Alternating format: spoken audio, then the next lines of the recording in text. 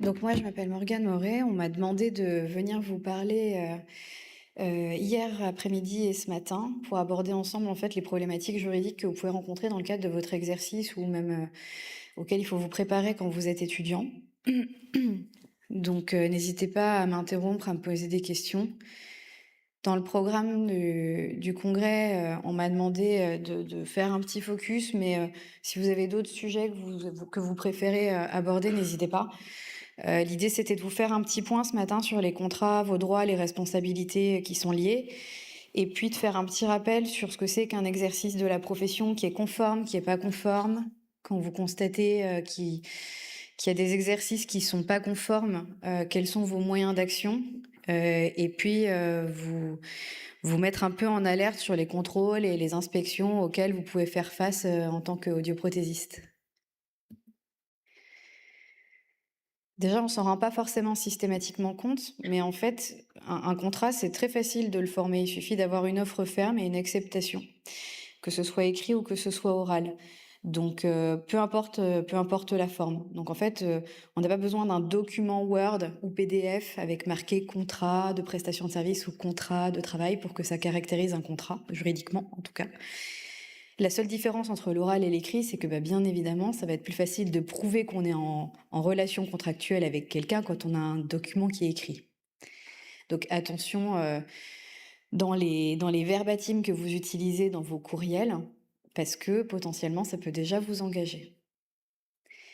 Et donc du coup, par exemple, pour vous, est-ce que un abonnement logiciel patient qui vous serait proposé et que vous accepteriez, ce serait un contrat? Ben oui. Est-ce que des conditions générales de vente plus un bon de commande, parce qu'on sait qu'il y a beaucoup de fournisseurs qui fonctionnent comme ça suffit à caractériser un contrat? La réponse c'est oui. Est-ce que vos conventions annuelles, certains ont peut-être des conventions annuelles avec les fournisseurs, c'est également des contrats? Est-ce que quand vous avez recours à un prestataire, de services externe, ça constitue un contrat? Généralement oui. Et est-ce que quand vous avez, recours à du personnel en interne, soit sur du remplacement temporaire, soit sur du partage de temps si vous fonctionnez en réseau avec plusieurs assistantes, la réponse c'est oui aussi. Donc en fait, tout au cours de votre vie d'entrepreneur, vous pouvez rencontrer plein de typologies de contrats différentes. Et donc du coup, faut bien vous rendre compte que même si vous n'avez pas un document avec, pour titre contrat, ça peut caractériser un contrat et ça peut suffire à vous engager, à mettre à votre charge des obligations. Est-ce qu'il y a des questions, est-ce que vous avez déjà rencontré des difficultés dans le cadre de la contractualisation avec vos partenaires, avec vos prestataires ou autres? Non, pas particulièrement? L'idée, c'était de faire aussi un rappel sur vos droits et vos responsabilités. Donc, faut rappeler qu'en application du Code de la santé publique, l'audioprothésiste, c'est lui et lui seul qui est compétent pour procéder à l'appareillage des déficients de l'ouïe. Pour ceux qui étaient là au workshop d'hier après-midi, on en a déjà un peu parlé. La différence entre les prérogatives de l'ORL qui sont de faire une prescription et de recommander une thérapeutique, et puis la liberté qu'a l'audioprothésiste d'appareiller son patient comme il l'entend. L'appareillage, donc tel que retranscrit au Code de la santé publique, qui comporte différents éléments, hein, c'est pas simplement de la vente, vous n'êtes pas des commerciants. Ça comporte le choix, l'adaptation, la délivrance, le contrôle de l'efficacité. Donc on voit que au-delà de la délivrance de la prothèse, il y a tout ce soin autour qui est prévu au code et qui fait de vous des professionnels de santé.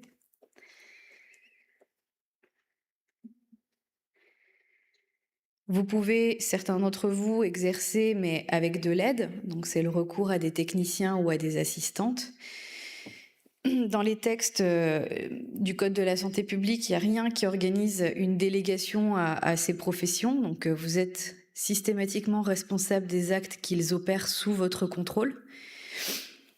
L'assistante et le technicien, il peut du coup vous aider, il peut préparer le patient, il peut préparer certains examens, mais au final, il faut que ce soit vous, en tout cas, sur le papier qu'il réalisiez. Donc, il faut que vous soyez présent dans les locaux, il faut que ce soit sous votre surveillance. On peut faire un parallèle avec les pratiques qu'on constate dans les cabinets de radiologie, parce que souvent, les cabinets de radiologie, c'est un médecin radiologue qui va avoir plusieurs antennes dans une ville, qui va pas forcément être là quand l'intégralité de ces manip radio vont justement faire les examens sur les patients et qui va juste se faire son petit tour de ces différents centres en fin de matinée pour simplement signer les actes. On peut voir des pratiques comme ça également émerger pour les audioprothésistes. Sachez que ces pratiques-là, elles sont pas organisées dans le code, elles sont pas permises. Et en cas de contrôle, vous pouvez avoir des soucis. Vous pouvez avoir des soucis parce que en faisant ça, au final, le technicien ou l'assistante, il va réaliser un exercice illégal de la profession d'audioprothésiste. Donc, il y a des sanctions pénales, comme vous le voyez là, qui sont prévues au Code de la santé publique. Et surtout, en fait, si vous permettez, par votre aide, votre assistance, ou en tout cas en mettant les locaux à disposition, hein, donc vous facilitez en réalité la préparation ou la consommation, c'est-à-dire la réalisation de cette infraction d'exercice illégal, vous êtes complice, donc vous encourez les mêmes peines.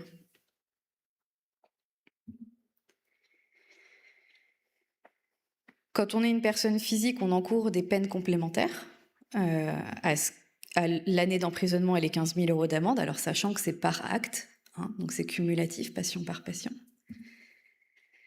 Ça va être l'affichage ou la diffusion de la décision qui est prononcée, donc ça c'est du name and shame.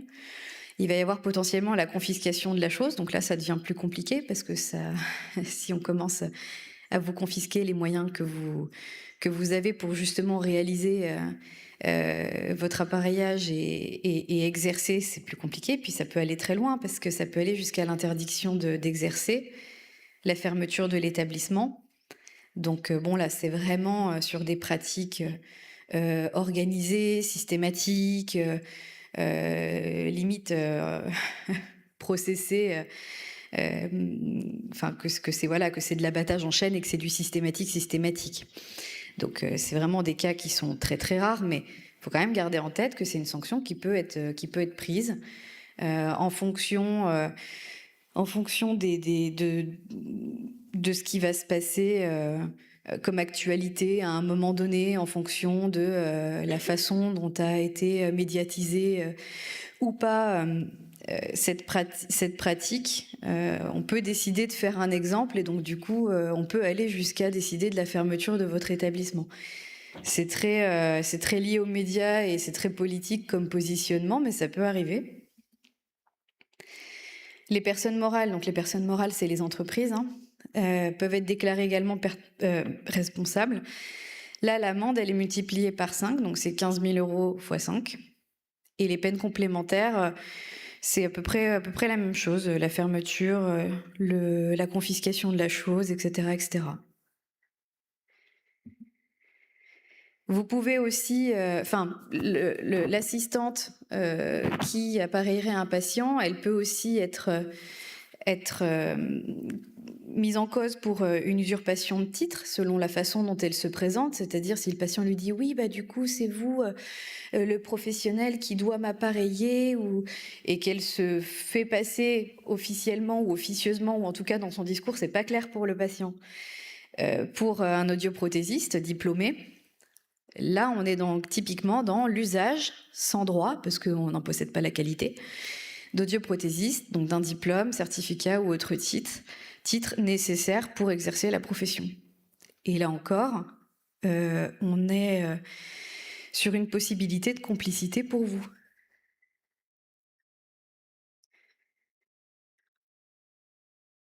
Donc généralement, les usurpations de titres et les exercices illégaux, ça peut se voir sur dénonciation d'un concurrent à la DGCCRF, d'une plainte d'un patient, ou simplement de se rendre au commissariat et de faire un dépôt de plainte. C'est pas particulièrement difficile à mettre en œuvre, et vos concurrents comme vos patients peuvent le faire, ou leurs familles peuvent le faire.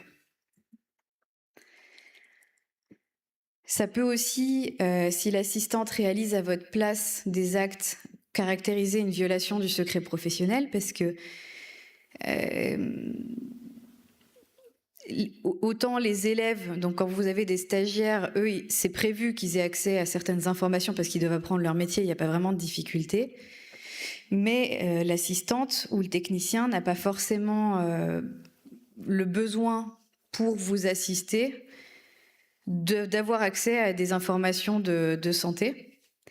Donc on peut caractériser une infraction au ah bah voilà Yves au secret professionnel en fonctionnant comme ça.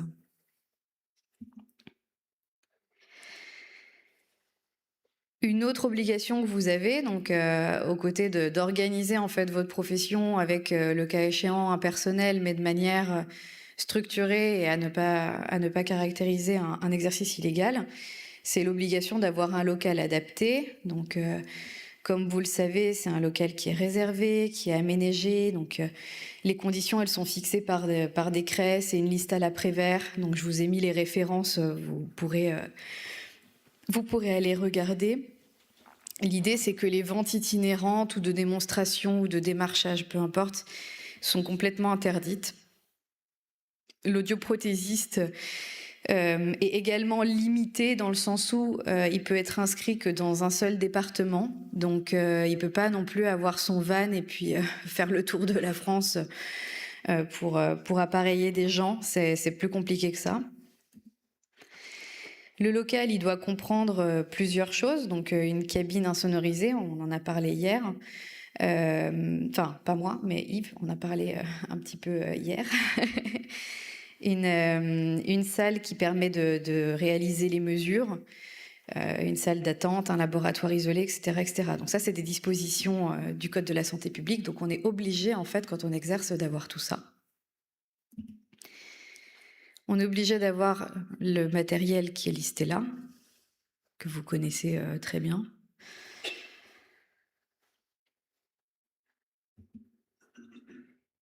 Et voilà, toujours ces éléments-là, et puis le matériel qui permet d'entretenir et de maintenir tout ça. La Convention nationale, elle reprend exactement la même chose, hein. Donc, dans le Code de la santé publique, vous êtes obligé d'avoir un local adapté. En application des dispositions de la Convention nationale, vous êtes également tenu d'avoir un local adapté. D'ailleurs, c'est ce qui permet l'éligibilité au conventionnement, on le voit bien à l'article 6. Ne peuvent être adhérents à la Convention que ceux qui, et c'est le deuxième tiret tout à la fin, disposent de locaux installés, agencés et équipés conformément aux normes en vigueur. Donc, si vous voulez risquer un déconventionnement, et du coup, il suffit de ne pas respecter cette obligation-là.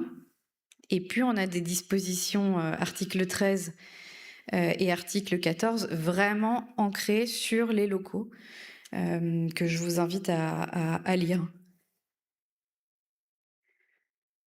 Donc c'est vraiment une obligation. Donc toutes les pratiques qu'on voit se développer sur du porte-à-porte, enfin qu'on a pu voir il y a quelques années, on les voit moins maintenant, sur du porte-à-porte dans les EHPAD ou ce genre de choses, à date en tout cas, c'est toujours pas possible, c'est toujours pas organisé, c'est toujours pas permis.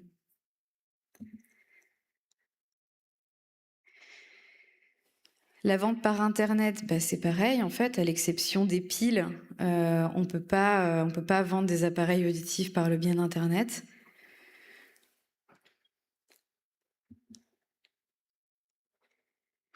Les consultations de suivi à distance, c'est également quelque chose qui est très particulier.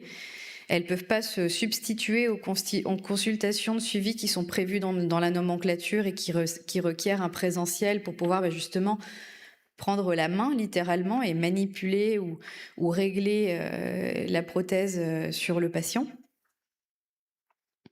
Et c'est d'ailleurs ce qui fait partie intégrante de la tarification de l'appareillage.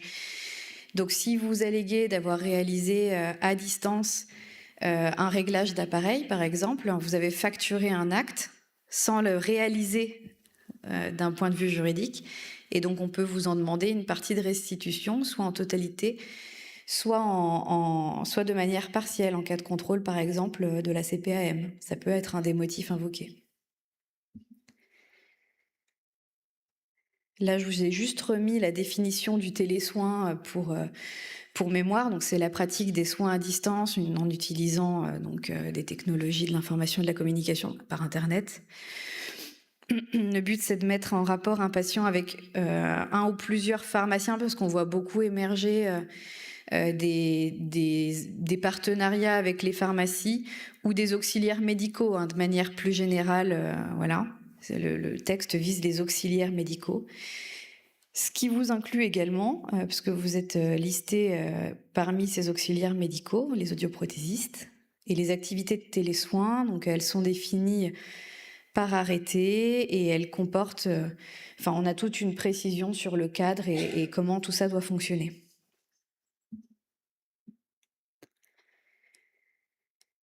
Là, on voit bien que la Convention nationale, elle prévoit, hein, en fait, la possibilité pour un appareillage des malentendants en situation de dépendance à domicile ou en établissement.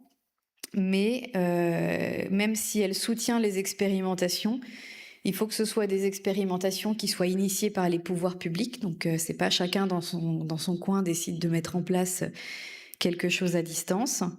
Et puis, la mise en place d'un parcours qui est spécifique, qui peut comporter un exercice professionnel à l'extérieur de son centre, mais à condition que la qualité de la prise en charge soit préservée. Donc, on pourrait très bien imaginer qu'un EHPAD s'équipe, en fait, d'une cabine, de tout le matériel, et permette à un audioprothésiste de venir réaliser en son sein, avec son matériel, tout ce qui est justement appareillage, mais hors centre. Mais pour le moment, moi, à ma connaissance, rien n'a été initié par les pouvoirs publics en ce sens. Les sanctions pénales, elles sont là aussi assez lourdes parce que...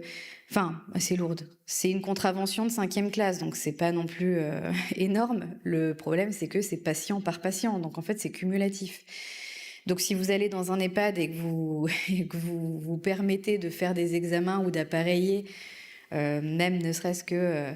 je sais pas, 80% de la population de l'EHPAD qui compte 100 résidents, bah c'est 80 fois la sanction. On a également une sanction pour les ventes itinérantes, donc tout ça, ça se cumule, hein. Donc il y a le premier, l'appareillage hors local, plus la vente itinérante, donc ça c'est le 2e article du code, c'est le -2. Et le montant de l'amende, c'est 1 500 €. Donc 1 500 € par infraction, multiplié par le nombre de résidents d'un EHPAD, multiplié par le nombre d'EHPAD visités, ça peut vite chiffrer. Là encore, en cas de condamnation, bah, du coup, c'est une récidive. L'amende, elle est plus de 1 500 €, elle est de 3 000 €. Donc, c'est pas parce que vous avez fait l'objet d'un contrôle sur 2020-2021 que vous allez pas, et que vous avez été condamné pour ça, que vous n'allez pas faire l'objet d'un contrôle sur 2022-2023 ultérieur. Et du coup, votre amende, elle passe de 1 500 à 3 000 sur cette période-là. Il y a également d'autres... Donc, je ne sais pas si vous avez des questions particulières sur l'appareillage hors local. Vous avez également d'autres moyens d'action quand vous constatez ce genre de pratique, c'est la concurrence déloyale. L'action en concurrence déloyale, c'est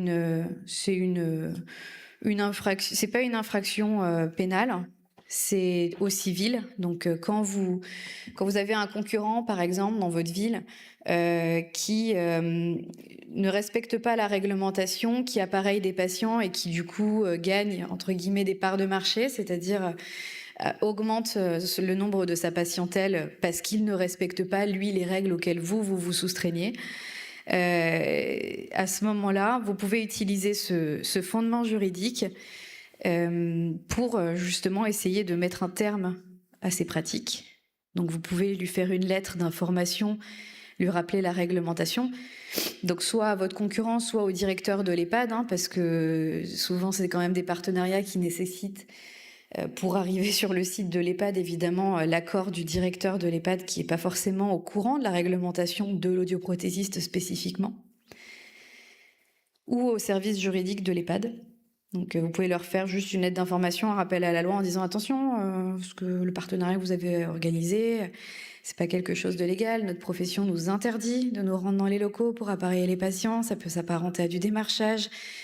Et donc, du coup, vous, en participant à ça et en mettant à disposition des audios qui décident de faire ça, les locaux et l'accès à vos patients, bah, vous vous rendez complice. Donc, vous êtes passible des mêmes sanctions en réalité. Et on a des décisions judiciaires, hein.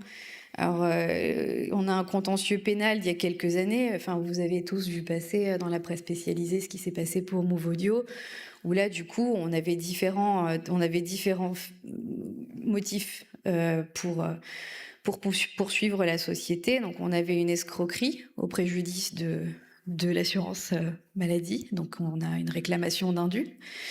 On a une pratique commerciale trompeuse parce que en indiquant aux patients que on était audioprothésiste et puis en les bombardant, en les démarchant ou en les bombardant de publicité au lieu de rester dans son carcan d'information, bah, on a constitué une pratique commerciale trompeuse.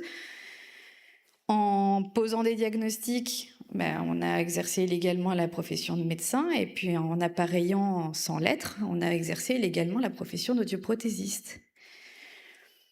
Et notamment, un des motifs qui était invoqué, c'était l'absence de locaux dédiés, là aussi. Donc, c'est quelque chose que les jurisprudences reconnaissent. On a également un autre contentieux, mais cette fois-ci de nature administrative, donc c'est pas sur une pratique pénale. C'était justement pour demander d'annuler la Convention nationale, donc c'est les articles qu'on a vus tout à l'heure, sur les locaux dédiés. Et cette demande de suppression, elle a été rejetée. Donc, les juridictions administratives confirment bien que le fait d'appareiller hors local dédié est conforme à la réglementation et peut fonder justement une action. Voilà. Le Conseil d'État, donc c'est la plus haute juridiction administrative en France, s'est borné à rappeler les exigences posées s'agissant du local dans lequel toute activité relevant de la profession d'audioprothésiste doit s'exercer sans avoir pour objet et effet ou faire obstacle, contrairement à ce qui est soutenu déjà. Voilà, doit être exercé dans des locaux facilitant l'accès à des personnes âgées ou dépendantes, mais ne permet pas d'être exercé en dehors d'un local prévu à cet effet. On peut faire aussi un petit focus sur le démarchage, parce que des fois c'est difficile pour vous d'identifier la différence entre ce que vous avez le droit de faire et pas faire. Bien sûr, vous pouvez informer sur l'existence d'un essai, par exemple gratuit pendant une durée de 30 jours, parce que c'est une obligation légale, donc il est normal d'informer vos patients de l'existence de ce droit, parce que c'est un droit qu'ils ont. Par contre, vous ne pouvez pas mettre un panneau dans la rue ou mettre un homme sandwich panneau ou appeler tous azimuts tous les patients d'un EHPAD ou faire du porte-à-porte ou ce genre de choses. Donc le démarchage, ça comprend, ça peut être fait par vous directement ou parfois vous avez des sociétés qui prennent contact avec vous pour vous proposer justement de mettre en avant votre boutique par le biais de leads. Ils appellent ça des leads, donc c'est des notifications sur Facebook ou les réseaux sociaux, etc. Vous pouvez aussi avoir des personnes qui viennent pour essayer de vous vendre des listes de patients et qui vous disent, bah, de toute façon, si vous voulez pas ma liste, bah, je la vends à votre concurrent, lui, il acceptera certainement, et puis du coup, c'est lui qui va récupérer dans votre ville tous les patients qui ont besoin d'être appareillés, donc... Je sais qu'il y a des pratiques comme ça qui se développent et qui ont tendance à vous mettre un petit peu justement la pression. Donc ça peut être stressant. Et puis on se dit, bah, si les autres le font, bah, c'est que ça doit être possible. Et puis il y a un tel qui le fait, je les connais, c'est des gens bien, donc ils ont sûrement vérifié, mais en fait pas forcément. Et donc du coup... Oui. Je sais pas si vous m'entendez, oui. Ouais. Ça nous amène même directement aux questions de RGPD dont on a parlé hier. Ça veut dire qu'effectivement, ces personnes arrivent avec des listes. C'est de la responsabilité de l'audioprothésiste de s'assurer qu'il y a eu un consentement préalable par rapport à ces listes. Ouais, exactement. Et quand les listes, elles sont caractérisées, enfin quand il y a des listes de prospects patients, qui sont réalisées, c'est-à-dire, c'est une différence entre, vous, vous organisez dans votre centre une opération, de sensibilisation. Par exemple, vous vous dites, bah, vous faites de la communication en indiquant, bah, voilà, le lundi 1er décembre, dans mon centre d'audioprothèse, nos équipes seront disponibles pour vous expliquer si vous en avez besoin, en quoi consiste l'appareillage, quels sont vos droits, comment est organisée justement la possibilité d'avoir recours à des essais, qu'est-ce qu'on peut faire pour vous en fait, comment on peut vous aider. Bon, ça c'est juste de l'information, donc potentiellement il y a des gens qui vont vous contacter pour s'inscrire. Là, c'est un registre à finalité d'information / prospection de patients. Donc là, vous caractérisez un fichier, vous avez besoin en fait de leur consentement d'un point de vue RGPD pour constituer, donc Morgane Moret, mon mail, mon numéro de téléphone, la typologie d'informations que je vais vouloir recevoir, et puis potentiellement, si vous donnez des créneaux aussi en centre, elle sera là de 14h à 14h30, etc. Là, vous avez besoin d'obtenir mon consentement parce que du coup, vous n'allez pas utiliser ça dans le cadre d'un soin, c'est-à-dire je viens pas chez vous pour me faire appareiller, je viens chez vous pour avoir des informations. Donc là, c'est un registre particulier. Donc effectivement, si on n'obtient pas le consentement, d'un point de vue déjà RGPD, on n'est pas bon. Mais surtout, généralement, moi, ce que je vois, bon, pareil, fin d'année dernière, début d'année, émerger dans votre profession, c'est les gens qui n'exercent pas comme audioprothésistes, qui sont commerciaux et qui se disent, bah, moi, je vais faire des opérations un peu coup de poing sur Internet. Je vais recueillir le nom, le prénom, l'email, des informations même des fois sur la pathologie, donc des informations de santé qui sont des informations, des données personnelles sensibles, on l'a vu hier sur les patients, et puis qui vont justement venir vous voir pour vous vendre ces fichiers. Donc déjà, ces fichiers, la plupart du temps, ils ont été constitués de manière illégale, parce que la personne qui constitue ce fichier, en plus, souvent, elle se fait passer elle-même pour un professionnel de santé capable de poser un diagnostic ou en tout cas d'avoir accès aux informations de santé du patient. Et en plus, au-delà de ça, il ne le fait pas dans le but de soigner le patient, parce que lui, il en est incapable, il n'a pas les compétences pour le faire, il n'a pas les locaux. Il le fait à des fins commerciales. Donc, il devrait obtenir, d'un point de vue RGPD, le consentement du patient pour justement créer ce fichier. Donc déjà, on est donc 2 infractions. Il vient vous voir pour vous le vendre.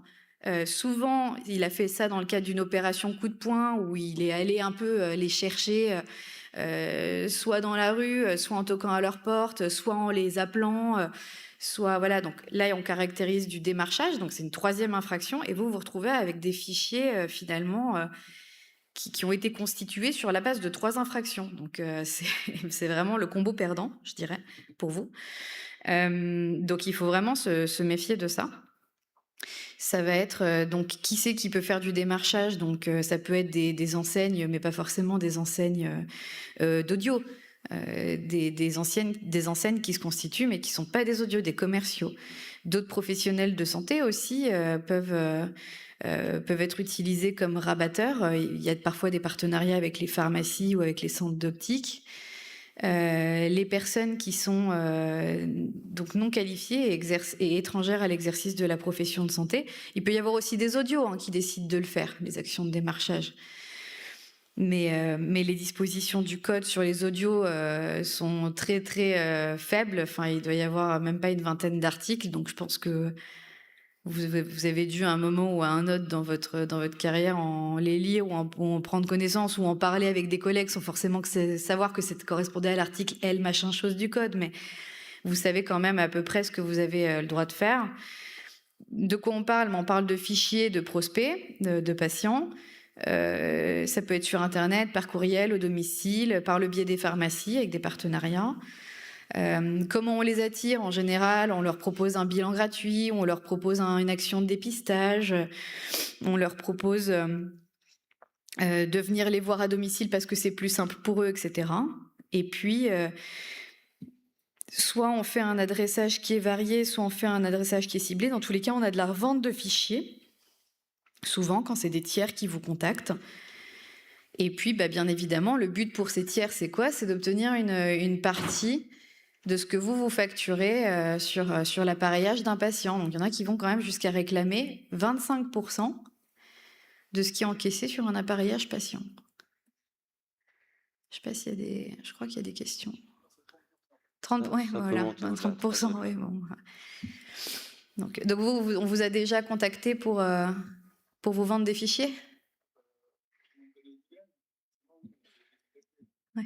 Si je peux me permettre, aujourd'hui, Ouais. dans les différentes choses qui sont proposées à l'audioprothésiste, c'est vrai vous avez repris le terme très intéressant de lead.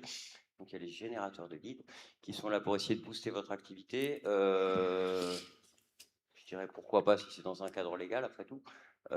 Certains ici ou ailleurs potentiellement sont sollicités, potentiellement sont en difficulté, potentiellement utilisent. Est-ce que tous ces générateurs de leads sont non conformes ou est-ce que s'ils respectent tout à fait clairement les protocoles RGPD, etc., est-ce qu'il y a un chemin d'accès ou est-ce qu'on doit tous se dire ce n'est pas une solution, il faut arrêter et toutes ces sociétés doivent Oui. fermer? En fait, le lead en soi, c'est pas quelque chose de prohibé. La publicité, elle est encadrée dans le code de la santé publique. L'information aux patients, elle est nécessaire.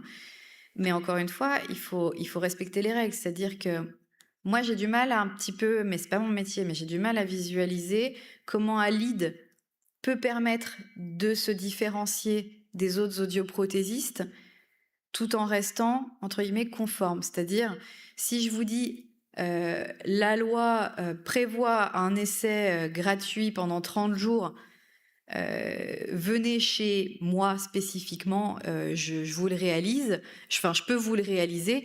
Il n'y a pas vraiment de difficulté dans le sens où vous précisez bien que c'est la loi qui le permet et que vous êtes audioprothésiste et que du coup, vous êtes habilité à le faire. Bon. Si par contre, votre message c'est chez moi, j'organise un essai de 30 jours, vous pouvez vous rétracter, c'est pas du tout le même message pour le patient, parce que le patient, ça lui donne l'impression que c'est chez vous, et c'est chez vous qui potentiellement est à 30 km de chez lui, et c'est pas chez l'audio qui est potentiellement de l'autre côté de la rue, quoi. Donc sur ce type de construction de message, là, on n'est pas bon par contre. Là, on est sur de la publicité et sur de la pratique commerciale qui est trompeuse en fait, parce que on va faire croire à un patient potentiel, ou en tout cas on va faire croire au destinataire du message que c'est que chez nous que c'est comme ça. Et ça, c'est pas légal par contre. Donc si vous avez une agence de lead qui vous propose des leads qui sont conformes à la réglementation, moi j'ai aucun sujet. Si par contre vous avez une agence de lead qui vous propose de faire de la communication parce que ils en ont fait pour les commerçants de votre rue ou ils en ont fait pour les commerçants de votre ville ou parce que voilà, c'est une agence qui est spécialisée dans la communication, mais pas dans la communication des professionnels de santé ou encore mieux des audioprothésistes. Donc, il ne connaît pas en fait les obligations et les spécificités propres à l'exercice de votre profession à vous et donc du coup le cadre de la pub applicable à vous spécifiquement. Là, vous pouvez vous retrouver en difficulté. Donc, vous pouvez faire passer des contrats, bien sûr, avec des agences de lead. Et là, du coup, c'était le début plutôt de mon intervention. Faites attention aux contrats que vous signez avec vos prestataires de services. C'est ce qu'on se disait hier. Lisez bien les clauses. Lisez bien les clauses de limitation de responsabilité sur tous ces prestataires. Parce que si le prestataire mentionne qu'il s'engage à faire des leads, point, mais pas qu'il s'engage à faire des leads conformes à l'exercice de votre profession, vous allez, c'est la double peine pour vous. Vous allez payer un prestat, enfin c'est même la triple peine. Vous allez payer un prestat, il va vous rendre un lead qui est inutilisable, et potentiellement, si vous l'utilisez, vous allez vous prendre une sanction derrière. Donc vous allez payer pour que quelqu'un fasse un travail qui va mal faire, vous allez en assumer la responsabilité et vous allez être passible de sanctions. Donc l'intérêt reste limité. Donc les leads, oui, pourquoi pas. Par contre, protégez-vous, lissez vos clauses contractuelles et assurez-vous d'avoir un engagement de la part du prestataire de réaliser des leads ou des prestations de services de manière plus générale conformes à la réglementation applicable aux audioprothésistes. Parce que s'il vient vous voir en vous disant « moi j'ai l'habitude, je connais votre profession, j'en ai fait plein, etc. », Bah, très bien. C'est que vous connaissez, du coup, le cadre dans lequel vous pouvez le faire, donc ça ne vous coûte rien de vous engager à respecter ce cadre légal.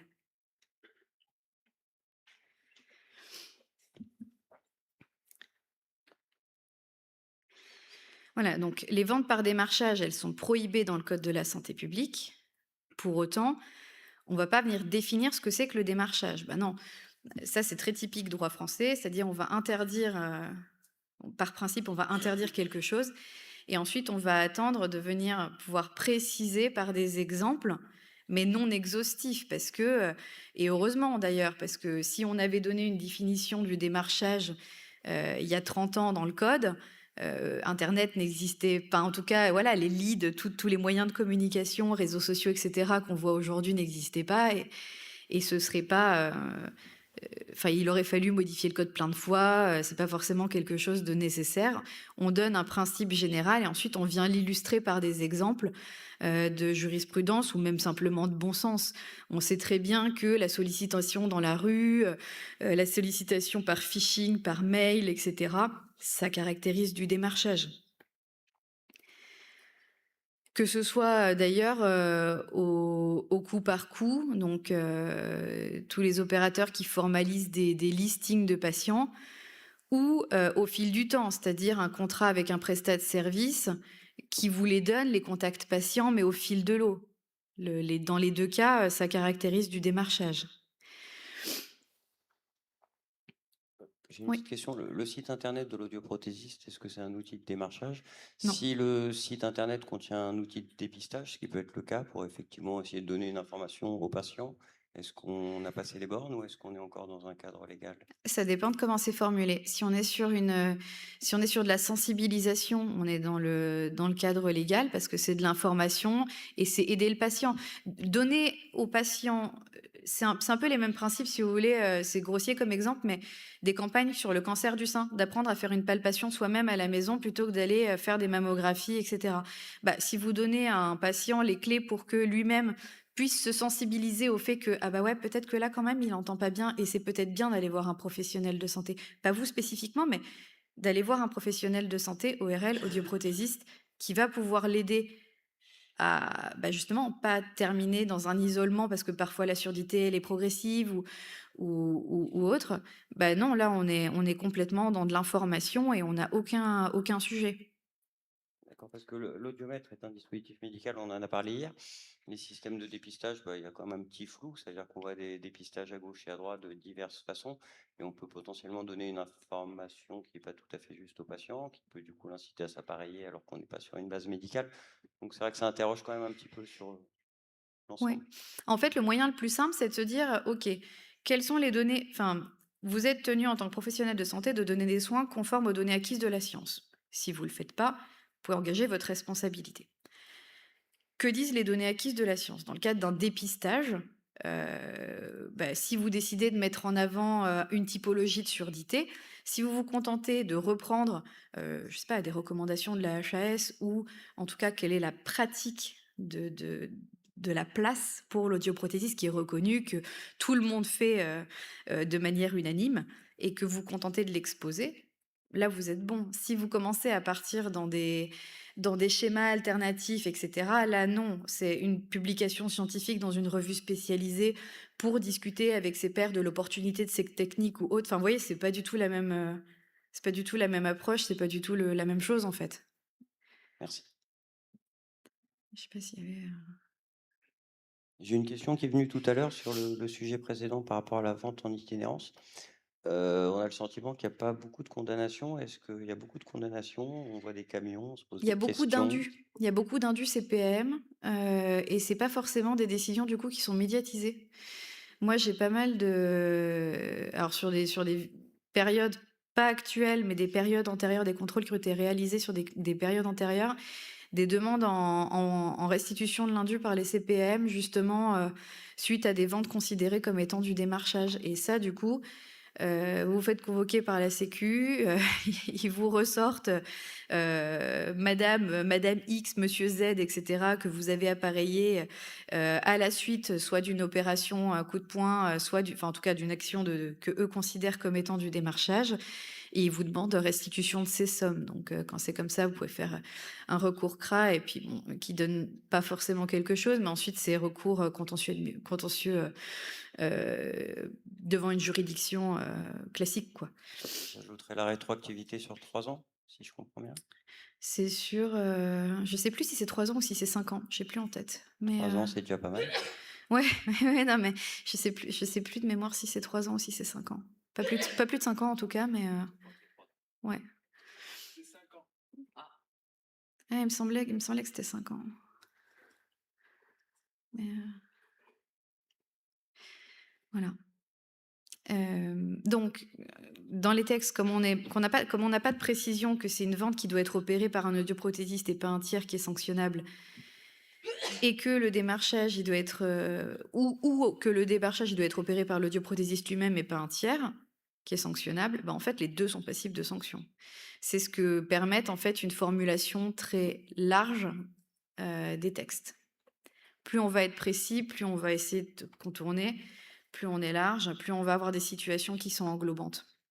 Au-delà de l'indu, est-ce qu'il y a des pénalités en plus quand on pense typiquement quand il Pardon, coton. au-delà de l'indu, Ouais. quand on a un problème de démarchage ou d'itinérance, il y a les pénalités en plus? Il y a pas il y a j'imagine il y a Oui, les oui, bien indus, sûr. plus après tout ce que vous avez décrit tout à l'heure? Ouais, ouais, ouais, on va avoir des sanctions pénales de cinquième classe pour l'itinérance.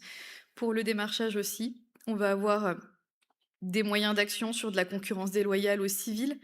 Donc, il y a plusieurs typologies d'actions. Il y a les dispositions du code qui caractérisent un délit ou une infraction de cinquième classe, bah, ça c'est du pénal. On va avoir un moyen d'action, nous, au civil, pour obtenir des dommages et intérêts si on arrive à démontrer que, bah voilà, moi je suis installée dans une ville où il y a X habitants, j'avais bah, nécessairement 100% de la patientèle qui se rendait en centre. Il y a un centre qui a ouvert à côté qui pendant 2 ans a fait tout dans les règles de l'art et du coup la répartition appareillage de la ville s'est faite de cette manière-là. Et puis il a décidé d'un coup de mettre un énorme panneau sur sa devanture qui constitue une pratique déloyale. Et là, depuis ce jour-là, moi je vois mes ventes qui diminuent. Enfin, je veux dire, c'est quelque chose qui est comptablement démontrable. Bah, vous pouvez très bien, enfin, vous avez une perte de chiffre d'affaires affectée à la non-conformité à la loi de votre voisin, vous pouvez très bien en demander réparation dans les juridictions civiles. On est dans une, concurrence déloyale. On est dans une concurrence déloyale. J'ai une question un petit peu très précise. Une affiche extérieure à mon cabinet Oui. indiquant bilan auditif et essai d'appareil est considérée comme du démarchage ou une incitation? Point d'interrogation. Bah, est-ce qu'il y a que ça sur le... Bilan auditif et essai d'appareil. Posé comme ça, c'est pas un homme sandwich, vous savez, mais c'est un système posé dehors qui a pour but quand même d'attirer l'attention. Mais, alors c'est discutable. C'est des règles de démarchage qui sont super subjectives, hein, parce qu'on vient de le voir, il n'y a pas de définition exhaustive. Ça va, à mon sens, dépendre du discours que vous tenez. Et si vous avez un agent, par exemple, de la DGCCRF, parce qu'ils aiment bien faire ça, qui passe devant votre boutique, qui rentre dans votre boutique et vous dit: «Oui, je viens vous voir par rapport à votre panneau dehors, quel est votre discours?» Est-ce que vous dites: «Oui, bonjour, je suis audioprothésiste, la loi organise la possibilité de mettre en place un essai gratuit et puis, je vais vous poser des questions pour savoir si, le b.a.-ba, les données acquises de la science, si vous avez potentiellement un problème que je vais vous recommander ou pas d'aller voir un ORL pour vous faire diagnostiquer et cetera». Ou si vous lui dites: «Oui, oui, venez, moi je fais des bilans, je vais vous diagnostiquer, je vais vous proposer chez moi un...» Vous voyez ce que je veux dire? Voilà. Donc, le panneau en soi, pas forcément.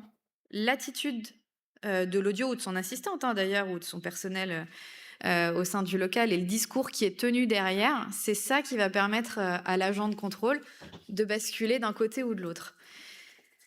C'est ça, parce que le bilan auditif quand même, on doit préalablement avoir une prescription médicale pour ça. Donc moi, j'ajouterais déjà sur ce panneau en dessous, sur, prescription médicale préalable d'un médecin ORL, parce que l'audioprothésiste n'est pas censé faire de tests, d'audiométrie à visée non prothétique. Donc il est censé avoir le feu vert préalable de l'ORL. La difficulté, en fait, c'est que bilan auditif, c'est pas défini par les textes et ça veut rien dire en réalité. On peut tout faire rentrer dedans comme tout faire sortir dedans. C'est pour ça qu'il faut regarder En fait, la caractérisation d'une infraction, souvent, c'est un faisceau d'indices. C'est-à-dire, je vais avoir un panneau devant le magasin. Mais le panneau en soi n'est pas forcément.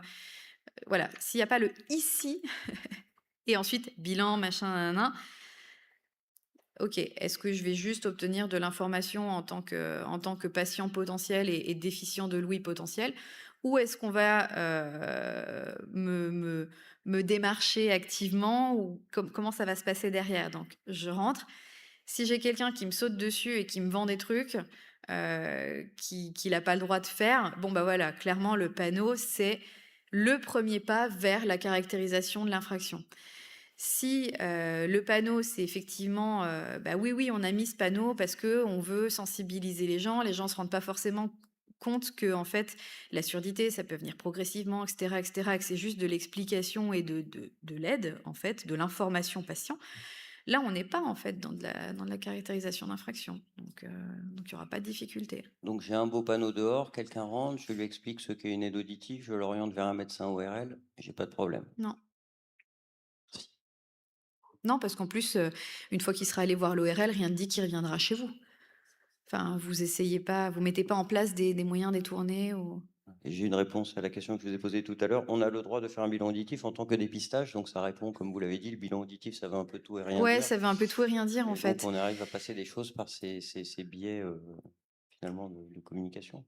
Ouais, bah, vous avez le droit d'appareiller le patient conformément à ce qui a été dépisté et la pathologie qui lui a été trouvée. Donc, vous réalisez entre guillemets un bilan dans le sens où vous allez sur la base des éléments que vous confie l'ORL, bah, déterminer par rapport à ce qu'il y a comme appareil le mieux pour lui. Donc on peut considérer ça comme une action de dépistage ou de bilan, Mm. parce qu'on n'a pas de définition légale de ce que c'est que le dépistage ou le bilan. Ça en fait partie en tout cas. Quand on a cette approche, on peut supposer que le patient, futur patient, n'a peut-être pas encore vu l'ORL. C'est un petit peu là Oui, tout le biais. C'est il a vu l'ORL, on a les mains libres pour avancer. ouais. Il n'a pas vu l'ORL, on doit avoir un discours tout à fait informatif et Exactement. orientatif vers Oui, et puis l'ORL. de lui dire, vous savez, enfin, vous pouvez très bien lui dire, vous savez, seul un ORL va pouvoir poser un diagnostic précis. Nous, notre boulot en tant qu'audioprothésiste, c'est de choisir l'appareil sur la base de ce qu'aura découvert le médecin qui sera le plus adapté pour vous. Après, vous pouvez lui dire, a priori, l'ORL, ce qu'il va regarder, c'est, parce qu'il y a des personnes qui ont peur aussi voilà, de se faire trifouiller, il va regarder ça, il va utiliser telle typologie de matériel. Enfin, si vous parce qu'en général, vous avez les audiomètres aussi, donc vous pouvez lui montrer à quoi ça ressemble pour le rassurer s'il en a besoin. Pour autant, voilà, faut bien garder en tête que vous pouvez lui dire ce que l'ORL va faire a priori ou ce que vous pensez qu'il va faire, mais vous pouvez pas vous présenter vous comme un ORL, vous pouvez pas vous faire l'acte, voilà, réservé à L'audiométrie ne l'ORL. doit pas être toi réalisée et certains audioprothésistes essayent d'utiliser des tests un petit peu moins standards pour justement ne pas rentrer dans le coup de la pratique illégale de la médecine, puisqu'ils n'ont pas encore de prescription, des tests de confort dans le bruit ou autres, qui vont donner une forme de prédiction pour après potentiellement orienter vers l'ORL et ne pas tomber sous le coup de pratiques illégales. J'ai pas réalisé une audiométrie sans avoir de prescription préalable, etc. Donc on voit des stratégies qui se déploient et c'est naturel. Oui, mais après, pour l'appareillage, il faut réaliser certains actes. Si vous laissez entendre à votre patient, enfin à la personne qui sera en centre, que ce que vous réalisez, c'est suffisant pour l'appareiller, vous... Oui, oui, non, mais alors que c'est pas le cas, en vrai, c'est pas suffisant pour l'appareiller, mais vous lui laissez entendre parce que vous réalisez des tests, vous le manipulez, donc lui, il peut avoir l'impression que, si ça lui donne l'impression que, là, on est dans de la pratique trompeuse. Parce que, en apparence, pour le patient, vous êtes un professionnel de santé capable de réaliser un acte sur lui, et c'est ce que vous êtes en train de faire, en fait, là, tout de suite. C'est l'impression que lui, il en a. Et donc, du coup, la protection du consommateur, sur le volet du code de la consommation, on a la pratique commerciale trompeuse, et là, typiquement, on est dedans. Donc, vous êtes passible d'une sanction pénale à ce titre-là. Donc, en fait, vous êtes toujours rattrapé par la patrouille d'une façon ou d'une autre. Très bien. Mais ça, on y vient plus tard. Voilà, donc là, j'ai mis des exemples. De toute façon, les slides, elles seront diffusées. Je vous ai mis des exemples. En fait, l'idée, c'est l'enseigne ou l'audio, il diffuse un message qui est spécifique. C'est-à-dire, chez moi, c'est comme ça, pas le bilan, pas, pardon, les essais de 30 jours existent, vous pourrez changer d'avis, mais chez moi, je mets en place ou ici, nous vous proposons, etc. Donc là, on déforme. Ça peut constituer une pratique commerciale qui est agressive. Donc après, dans le code de la consommation, on a différentes typologies. On a la pratique commerciale agressive, la pratique commerciale trompeuse. Agressive, c'est voilà, c'est les sollicitations hyper insistantes. Vous les appelez tous les samedis sur leur téléphone au domicile à l'heure du déjeuner. Bon bah voilà, même s'il n'y a pas de définition ultra précise, on arrive vite à voir la différence. La pratique commerciale trompeuse, donc c'est typiquement ça, hein, c'est ce qui vous intéresse le plus.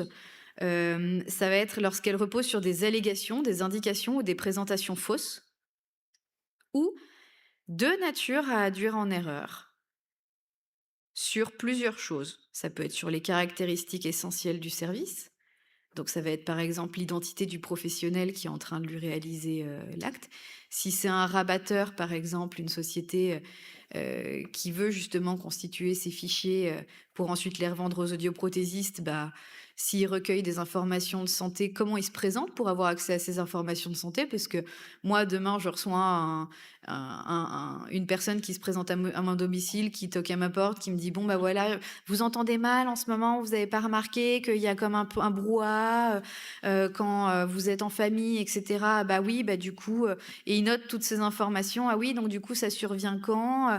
Est-ce que ça fait des acouphènes? Est-ce que ça machin? Bah, la personne qui est en face, elle va potentiellement penser que c'est un professionnel de santé, que la personne qui vient à son domicile, elle est en train de lui faire un diagnostic.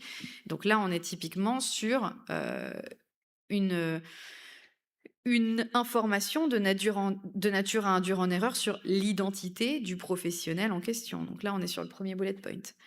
On peut avoir aussi sur une erreur sur la portée des engagements de l'annonceur. Donc ça va être tout ce qui est voilà, bilan auditif. Donc moi, je comprends que on va me faire un vrai bilan ou on va me faire tous les tests qu'il faut pour m'appareiller, alors qu'en fait non, c'est un espèce de pré-bilan ou de fausses pratiques ou voilà, mais en tout cas c'est pas conforme. Et puis ça va être sur donc l'identité, les qualités, les aptitudes de la personne qui réalise ce bilan. Et on retombe aussi un peu dans ce que je disais au tout début sur les pratiques qu'on confie en fait à ses techniciens ou à ses assistantes. Si l'assistante, quand elle fait le test ou quand elle prend en charge le patient à votre place, elle donne l'impression au patient qu'elle aussi, elle est audioprothésiste et que lui, il a l'impression de se faire prendre en charge par un audioprothésiste, on est aussi dans ce type de pratique et on est passible des mêmes typologies de sanctions. Et puis on retombe toujours sur notre belle concurrence déloyale qui nous permet d'agir à partir du moment où on subit un préjudice, d'agir au civil à l'encontre de la personne. On peut aussi, en fonction de ce qu'on fait, donc caractériser un exercice illégal de la médecine, hein, parce que si on propose un bilan auditif dans lequel on fait un diagnostic et que le patient il sort de la réunion, donc soit à son domicile, soit en centre, soit peu importe où, en se disant oh là là, bah du coup je sais que j'ai absolument besoin, je suis malentendant, j'ai absolument besoin de prothèses, etc., etc. Et que on a utiliser les prérogatives réservées à l'ORL, ben on constitue un exercice illégal de la médecine. Donc ça, c'est ce qu'on se disait tout à l'heure, cette notion de dépistage, de bilan. C'est un petit rappel quand même, l'exercice illégal de la médecine, c'est entre 2 à 5 ans d'emprisonnement et de 30 à 75 000 € d'amende. Donc là, on est sur du délit, hein, c'est plus lourd. Oui. Oui, bah, Move Audio, par exemple. Où c'était une des... Plus les indus. C'était un des moyens de droit soulevés, ouais. Mais après, enfin, l'exercice illégal de la médecine, ça peut s'exercer. Enfin, c'est c'est pas forcément lié à la profession d'audioprothésiste. C'est un moyen qui existe depuis des années et qu'on trouve dans beaucoup de jurisprudence en dehors de ça. On peut réaliser de l'usurpation de titre, parce que du coup, bah, on se fait passer pour un médecin alors qu'on n'en est pas un. Donc là, c'est 1 an de prison et 15 000 € d'amende. Et puis après, bah, ça suppose d'autres dispositions légales et enfin d'autres cadres juridiques, légaux et réglementaires. Par exemple, il y a le dispositif encadrement des avantages dont on a parlé un petit peu hier sur les hospitalités. Donc, quand on constitue un fichier qui est acheté par l'audioprothésiste, au final, on est sur de la prestation de service. Donc, on aurait potentiellement dû, enfin, le vendeur aurait potentiellement dû réaliser un contrat et aurait peut-être dû le soumettre à l'autorité de contrôle. Donc, vous, c'est l'ARS qui est compétente pour regarder si ce qu'on fait à votre égard, c'est conforme ou pas à la réglementation. Donc là, déjà, si c'est pas fait, ça peut entraîner des sanctions pénales. Et puis, il y a tout ce qui est volet, donc on reboucle par rapport à ce qu'on se disait hier, le volet données personnelles. Finalement, quand on collecte des fichiers de patients prospects, ça pose des problématiques au niveau des finalités de traitement. Ça peut être discutable parce que on n'est pas dans le cadre de la prise en charge du patient. Donc, du coup, on doit, vu qu'on est sur la constitution d'un fichier à des fins de prospection commerciale, on doit obtenir son consentement pour collecter ces données personnelles, encore plus s'il s'agit de données sensibles, en réalité, où on commence déjà à noter voilà, des acouphènes, des éléments propres à sa santé, qui sont des données sensibles, du coup. Voilà. J'avais fait un petit aussi récap rapide. Comme vous êtes un professionnel de santé qui a une relation aux produits de santé, les autorités qui peuvent venir vous contrôler, ça va être les CPAM, donc ça va être typiquement par exemple un indu, donc quel que soit le motif. Ce que je vois pas mal, c'est c'est les CPAM qui vous disent vous n'avez pas vérifié l'ordonnance. Donc enfin vous, l'ordonnance, elle, elle a une tête d'ordonnance normale, tout va bien, mais ça va être une ordonnance qui a été falsifiée ou dont la date a été modifiée, ou voilà, il y a une rature à la main. Enfin, c'est pas, il n'y a pas d'obligation en fait pour l'audioprothésiste d'aller. C'est pas le garant de la véracité d'une ordonnance. Vous avez un patient qui vient vous voir avec une ordonnance. Si elle comporte toutes les mentions légales qui vous permettent d'appareiller le patient, c'est pas à vous d'aller vous dire ah bah là il y a une rature, donc du coup je dois considérer que je ne peux pas appareiller le patient. Enfin, vous n'êtes pas la police de l'ordonnance. Mais pourtant, c'est un moyen qu'on voit soulevé justement par les CPAM pour vous réclamer de l'indu. Nous, en cabinet d'avocat, quand on prend les dossiers justement en contestation d'indu, ça peut être un motif. Mais après, il y en a plein, hein, ça dépend de ce que vous avez fait. La DGCCRF aussi, elle peut venir vous chercher. Elle peut venir vous chercher sur le volet de la protection du consommateur. Donc, elle va venir, elle va vous demander est-ce que vous avez des CGV est-ce que vous avez une politique de confidentialité, parce que je vois que vous avez un site internet. Est-ce que vous avez votre devis normalisé est-ce que vous le faites, vous le faites pas, vous le rendez quand, vous l'imprimez comment, le patient quand il vient, il repart avec quoi, etc. Ça peut être aussi sur les délais, alors ça n'a rien à voir, ça peut être aussi sur les délais de paiement avec vos fournisseurs, sur les délais de paiement des factures. Donc ça, c'est vraiment lié à votre activité avec les fournisseurs, donc c'est pas du tout en relation avec le patient. Mais c'est quand même la DGCCRF qui est compétente pour ça.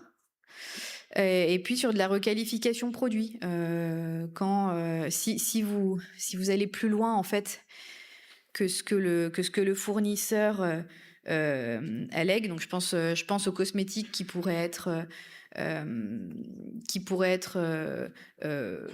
vendus aux patients en boutique. Donc je ne sais pas si ça vous arrive de vendre des crèmes contre les irritations sur justement quand on pose l'appareil sur le tour de l'oreille ou ce genre de choses. Et oui, oui, non, mais ça vous allez voir, ça va vous soigner les blessures que l'appareil va vous faire. Ce genre de choses, vous présentez finalement la crème qui est un cosmétique comme un médicament. Donc du coup, mais bon, c'est quand même beaucoup, beaucoup plus rare. Et donc du coup, c'est aussi ce sur quoi intervient la NSM. Donc c'est vraiment une moindre mesure.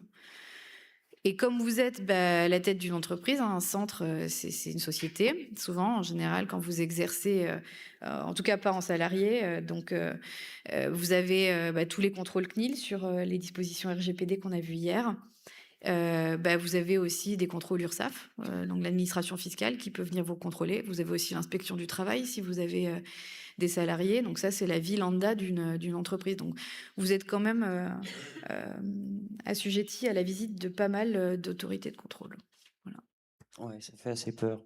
J'ai une question qui est quand même un terme qu'on retrouve très souvent quand on voit sur un test écrit test non médical. Oui. Est-ce qu'on s'affranchit complètement de cet exercice illégal de la médecine parce qu'on a indiqué que c'est un test non médical? Vous savez, on voit ça toujours avec un petit astérix sur toutes les Ouais. affiches. Est-ce que ça a une valeur? Je suis pas certaine que le patient comprenne, comprenne ce que c'est qu'un test non médical. D'ailleurs, pour vous, c'est quoi un test non médical? C'est un test qui n'est pas réalisé par un médecin. Ouais, ou alors c'est un test C'est pas partie de la batterie de l'arsenal médical, peut-être, je ne sais pas, vous avez raison. à ce moment-là, ce serait test non réalisé par un médecin? Ou un test qui fait pas partie du protocole classique d'un médecin ORL, par exemple. Vous voyez, ça veut tout et rien Voilà, dire. j'invente un Donc moi, je suis test. autorité de contrôle, donc je dis: «Mais là, vous me mettez votre astérisque, test Donc, non médical». Ça veut dire quoi pour vous, un test donc non c'est ça, on médical? se retrouve à devoir justifier quelque Ah chose oui, qu'on oui, aura vous du mal allez à vous faire oui, oui, oui, oui, et là, bon, on vous se retrouve sur un mauvais chemin qui si vous effectivement. pouvez justifier avec un aplomb, et une explication parfaitement logique et limpide à l'inspecteur qui va vous poser cette question: «Ça veut dire quoi votre astérisque là? Pourquoi vous l'avez mis? À quoi ça sert?» Vous l'avez fait qu'un vrai audiomètre, et cetera. En fait, ce type de contrôle, c'est assez basique et basé sur le bon sens, vraiment. C'est quand je prépare mon action de communication ou d'information, hem, est-ce que si l'autorité de contrôle vient me dire: «Mais du coup, quand vous avez écrit ça, vous vouliez dire quoi?» Je me retrouve à galérer à trouver une explication, je suis mal à l'aise, je suis pas bien, je commence à rougir, c'est que généralement, c'est pas bon. Il faut pas il faut que je retravaille ma com. Si mon message d'information, c'est, sur une enfin voilà, par exemple, sur le site on parlait du site internet tout à l'heure et puis la mise en avant d'une pathologie de la surdité, c'est parce que, moi, j'ai constaté que, cette typologie de surdité, elle était parfois mal identifiée. Donc du coup, je me suis dit que j'allais, vous voyez, les recommandations de la HAS, c'est ça. Donc, j'allais mettre, je sais pas, un petit tuto YouTube, pour, je reprends mon exemple d'autopalpation mammaire pour le détection du cancer du sein, mais peut-être qu'on peut adapter ça du coup à l'audioprothèse pour que la personne, elle identifie qu'elle a un problème sur cette surdité-là, et cetera. Donc, j'ai mis en place ce tuto pour sensibiliser les gens à cette pathologie, et cetera. Voilà, là, votre explication, elle est bien faite, elle est bien tenue. Vous parlez pas de votre centre ou de vous en tant qu'audio en particulier, vous parlez juste d'une pathologie pour sensibiliser les gens qui pourraient souffrir de cette pathologie. Donc, on n'est pas du tout, on est bon, quoi. Donc j'ai parfaitement compris, et nous tous ici, que c'est une affaire d'information, une affaire de transparence, finalement d'être loyal par rapport à la personne qu'on va potentiellement rencontrer, avoir des messages toujours clairs et non biaisés, ne pas faire croire ceci ou cela, et auquel cas on a une totale liberté d'information. C'est ce que je peux comprendre. Oui, Je vous tout à remercie fait. beaucoup Morgane, c'est Je vous en prie. passionnant. Et d'une transparence à l'autre, on va passer à la mesure in vivo qui nous permet de voir beaucoup plus clair dans nos appareillages. Et je vais appeler pour cela Gaëtan Lemoine. De rien. Je vous mets votre, non, ça va aller. Merci. Merci. Attendez. Donc, voilà. Merci. Au revoir.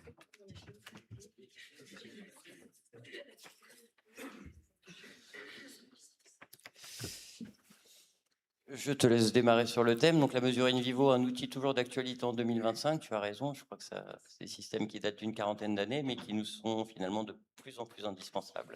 À toi de nous l'exprimer, Gaëtan. Très bien, merci. Bonjour à tous. Donc en effet, on va traiter ensemble cette thématique qui m'a été proposée. Donc mesure in vivo, un outil toujours d'actualité en 2025, point d'interrogation. Alors, vous retrouverez ici mes différents liens d'intérêt, mais on va rentrer tout de suite dans le vif du sujet. Avec un petit rappel des fondamentaux. Alors, ce qu'il faut bien garder en tête, c'est que la mesure in vivo, c'est pas un outil, enfin c'est un outil, c'était pas une méthodologie. On pourrait reprendre un petit peu la formule qui m'a été donnée une fois que j'ai trouvé très juste, c'est un petit peu la radio pour le radiologue. La mesure est faite, mais après il va falloir l'interpréter.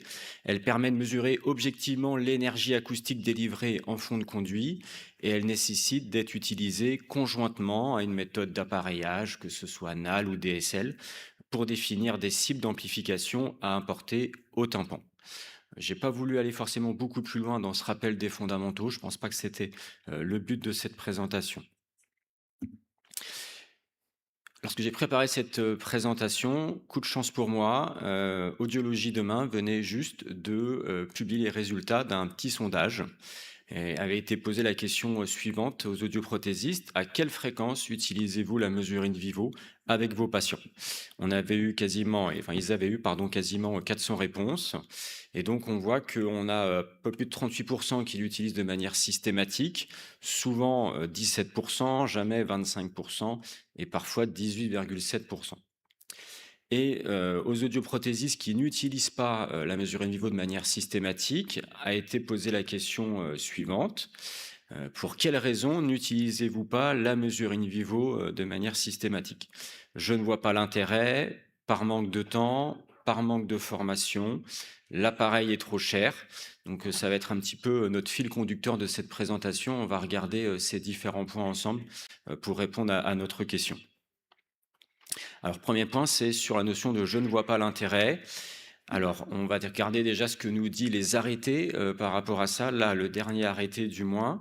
Et quand on regarde cet arrêté, eh bien, concernant le compte-rendu, concernant le suivi initial ou la prestation de suivi, eh bien, on voit qu'il nous est demandé de faire soit des mesures au coupleur, soit de la mesure in vivo. Et pour le suivi initial et la prestation de suivi, il faut que ce soit fait de manière annuelle.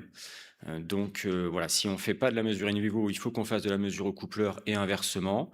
Ce sont deux méthodes qui sont tout à fait intéressantes, qui peuvent être aussi tout à fait complémentaires, mais il faut qu'on maîtrise du moins l'une des deux. Concernant la littérature, et qu'est-ce que nous dit la littérature? Rien de bien neuf par contre concernant des choses que nous savons déjà et qui n'ont pas évolué et qui sont toujours d'actualité en 2025. On est toujours soumis à la même variabilité du REUR, donc d'une oreille à une autre, d'un patient à un autre. Donc ce pic de résonance qui va toujours différer entre nos patients. On a toujours aussi une même variabilité au niveau du RECD. Donc là, c'est une étude de Bagato qui concerne les enfants, mais qui pourrait en partie être transposée aussi. Donc avec des variations de RECD qui sont significatives selon la taille du conduit, la présence d'un évent ou de fuite acoustique. Et utiliser une valeur moyenne peut donc introduire des erreurs dans le calcul de notre cible. Sur ce même schéma, eh bien, Sanders, en 2003, avait aussi démontré des variabilités du REDD avec des distributions des décibels SPL au tympan pour un niveau de signal fixe qui peut varier selon les oreilles et selon les fréquences jusqu'à 40 décibels. Donc tous ces éléments additionnés vont nous amener à avoir des écarts entre les REAR prédits par un logiciel et les mesures réelles. Donc ça a été démontré, par certaines études. Une étude, Hartz en 2005, a démontré que la comparaison entre le REAR prédit par un logiciel et la mesure réelle au sein de 79 oreilles, on avait dans moins de 12% des cas, la courbe réelle correspondait cliniquement à la courbe prédite. Donc, on voit qu'on est quand même soumis à un taux d'erreur qui peut être relativement important. Finalement, qu'est-ce qu'on voit de tout cela? C'est que mesurer les paramètres individuels du patient permet donc de personnaliser le gain prescrit par les cibles et réduit significativement l'incertitude sur les performances de l'aide auditive. Donc ça, vous voyez, c'est des choses qui ne datent pas d'hier, mais ce sont toujours ces mêmes problématiques auxquelles on est soumis aujourd'hui dans notre pratique clinique. Et finalement, ça c'était la problématique. La MIF, qu'est-ce que ça peut nous apporter comme solution par rapport à tout ça? Eh bien là aussi, qu'on continue à regarder la littérature eh bien, on voit que cet outil peut nous apporter une amélioration de l'intelligibilité dans le calme et dans le bruit. Donc tout ce qu'on trouve en termes d'études par rapport à ça, qui sont donc principalement anglo-saxonnes, qui sont des études qui sont toujours en comparaison d'une mesure en MIV, en REM, VS une mesure de pré-réglage, parce que c'est un petit peu les deux écoles qu'on retrouve sur ces pratiques. Et donc lorsqu'on fait une comparaison entre un first fit et un AL LL2 qui a été réglé en REM, eh bien on a une meilleure reconnaissance des mots, des phonèmes pour la parole douce, ainsi qu'une meilleure reconnaissance des mots pour la parole de niveau moyen en silence via ce réglage REM. Une nouvelle fois, ça a aussi été démonté dans le bruit par d'autres études. La MIV nous permet aussi d'améliorer la satisfaction patient. Cette étude de Amalny en 2016 a démontré que globalement, les résultats ont suggéré que la réalisation de REM de MIV améliorait positivement la psychologie du patient envers le praticien, la norme de soins fournis par la profession et le bénéfice auto-perçu envers l'aide auditive grâce à une confiance accrue dans le produit. Toujours dans cette même optique, Abrams en 2012 a démontré que les aides auditives réglées à l'aide de MIV sont plus susceptibles d'offrir un meilleur bénéfice perçu, qui a été récolté via un questionnaire AFAB, que si elles sont réglées en utilisant l'approche de réglage initial du fabricant, donc toujours ce pré-réglage.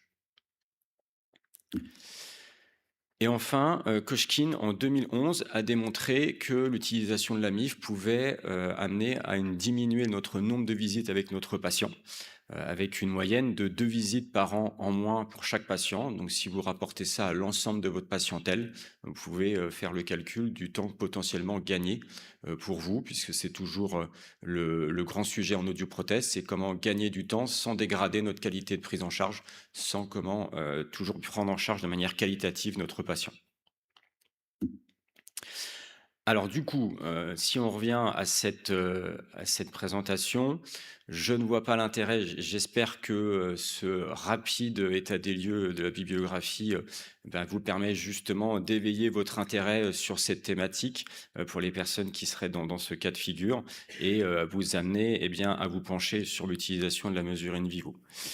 Alors par manque de formation, du coup on va en profiter, petite pub pour les ateliers du collège qui sont possibles de faire pour justement vous former à la mesure in vivo. Vous avez aussi des formations DPC. Il y a aussi tout ce qui est fait par les fournisseurs de chaînes de mesure. L'appareil est trop cher. Bon, on est encore en période de Black Friday, donc peut-être que c'est le moment d'aller voir vos fournisseurs. Donc on va regarder le dernier élément qui est par manque de temps.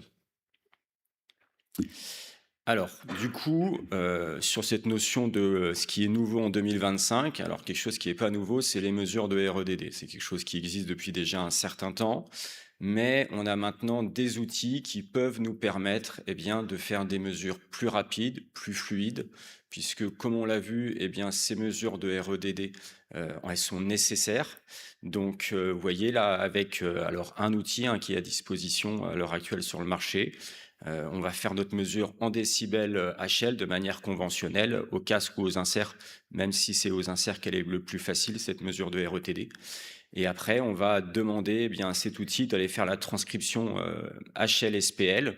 On va faire ce balayage de 70 décibels HL pour chaque fréquence. Et on va voir, vous voyez, en direct, la retranscription avec les écarts entre décibel HL et le décibel SPL. Donc là, des écarts qui, vous voyez, varient aux alentours des 5 décibels. Mais on va voir qu'à un moment donné, on va avoir des écarts qui peuvent être beaucoup plus significatifs. Vous voyez, sur le 8000, chez cette patiente-là, chez ce patient-là, on est monté à un peu plus de 15 décibels d'écart entre une valeur HL et une valeur SPL. Donc, il va forcément, derrière, avoir un impact sur vos cibles et sur votre remise en question du réglage, sur les modifications que vous allez faire derrière. Donc, plus fiable sera votre cible initiale, votre mesure initiale, plus vous allez gagner du temps par la suite. Toujours dans ce même principe, un autre outil qui existe maintenant, c'est l'aide au placement de sonde. Si on veut toujours dans cette optique de gagner du temps, avoir une mesure qui soit fiable, il faut déjà que notre sonde elle soit bien placée. Donc là aussi, pour reprendre une formule qui m'a été donnée, c'est un peu le radar de recul de la mesure in vivo. Vous allez avoir du coup cette capacité à venir avoir une vérification de votre bon placement de sonde pour ne pas être dans ce doute et avoir des rétrocontrôles à faire derrière. Alors, un autre outil aussi maintenant qui est à disposition dans cette notion de gagner du temps, c'est la REM automatisée. Alors, c'est un dialogue direct entre les logiciels de réglage d'appareils auditifs et de modules REM via un protocole IMSA qu'on retrouve donc sous NOAA qui est directement agrémenté. Et le principe, c'est d'ajuster l'amplification automatiquement vers les cibles prescrites, NAL, DSL, mais aussi cibles fabricants. Donc, si vous êtes habitué à travailler avec des cibles fabricants en REM, enfin, si vous êtes habitué, pardon, à travailler avec des cibles fabricants dans votre routine clinique, eh bien, vous pouvez maintenant le faire avec ces cibles d'auto-REM qui fonctionnent plutôt bien. Les études le démontrent, même si il faudra bien regarder et regarder des études pour votre fabricant avec lequel vous souhaitez travailler, parce que j'ai pas fait la bibliographie de toute la littérature pour chaque fabricant, mais en tout cas, ça a été démontré que pour certains, ça fonctionne bien. Mais il y a quand même aussi d'autres études voilà, qui démontrent que ça nécessite quand même d'aller faire un petit peu de rétrocontrôle derrière avec des modules de REM conventionnels. L'intérêt principal, c'est que du fait que l'appareil va se mettre automatiquement sur les cibles, lorsqu'on est novice sur cette pratique, lorsqu'on débute, on n'est plus dans cette notion de clic-bouton à chercher à progressivement placer notre niveau de sortie ou notre niveau de gain sur la cible. Donc une nouvelle fois, un gain de temps par rapport à ça.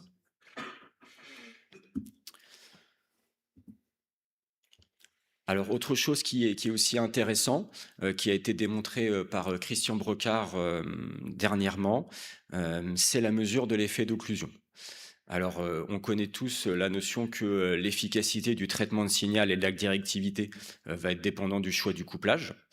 La problématique qu'on peut parfois avoir, c'est notre patient presbyacousique avec des graves qui sont bien conservés, qui a par contre des grandes difficultés dans le bruit et chez qui on va chercher à fermer notre couplage pour favoriser l'efficacité de traitement du signal. Mais le problème, c'est qu'on se soumet potentiellement à un risque d'autophonation. Donc on va faire plusieurs essais de couplage, on va augmenter les vents, on va mettre un custom, on va faire beaucoup de choses. Et ça, c'est du temps qu'on passe avec notre patient. Et est-ce que la mesure in vivo pourrait pas nous aider justement à gagner du temps par rapport à ça? Alors si, elle va nous permettre de gagner du temps. Comment? On va utiliser un des modules de la MIF qui est, que j'ai intitulé Live, puisqu'il a différents noms marketing en fonction des fournisseurs. Le principe, c'est de faire une mesure de l'énergie acoustique donc délivrée en fond de conduit, ce qu'on fait au quotidien avec de la REM, mais sans signal généré par votre module de REM. Donc vous récupérez ce qui se passe en fond de conduit sans qu'il y ait sans qu'il y ait de signal qui soit généré par ce haut-parleur. Et ça nous permet de faire beaucoup de choses. Et du coup, on va pouvoir faire un test avec notre patient qui est la différence d'énergie sonore en fond de conduit entre une configuration ouverte et une configuration fermée lorsque le patient prononce un phonème, qui est le phonème I, qui a une énergie qui est relativement importante.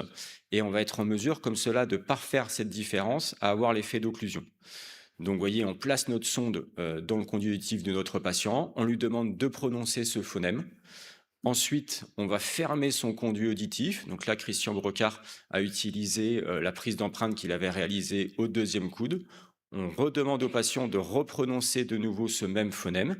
Et donc, on obtient deux courbes de réponse différentes qu'on peut obtenir aussi en visualisation gain. Et à partir de là, on obtient l'aire d'effet d'occlusion. Qu'est-ce qu'on peut en faire de ça?